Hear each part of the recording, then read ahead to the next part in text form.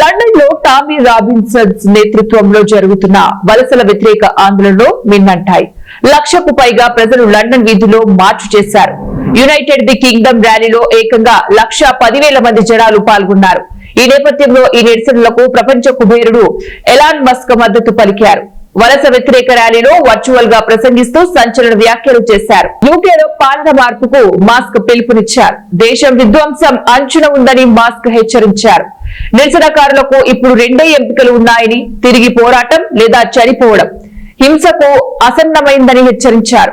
Britain ఇప్పటికే నెమ్మదిగా ధ్వంసమవుతోందని, ఇది త్వరలో దేశం పూర్తిగా విధ్వంసానికి దారితీస్తుందని పేర్కొన్నారు. బ్రిటిష్ వారిగా ఉండటంలో ఏదో అందమైన విషయం ఉంది. ఇప్పుడు బ్రిటన్ నాశనం అవడం చూస్తున్నాం. బ్రిటన్ నెమ్మదిగా కోతకు గురవుతుంది, కానీ ఇప్పుడు అది భారీ అనియంత్రిత వలసలతో మరింత వేగంగా ధ్వంసమవుతోందని అన్నారు.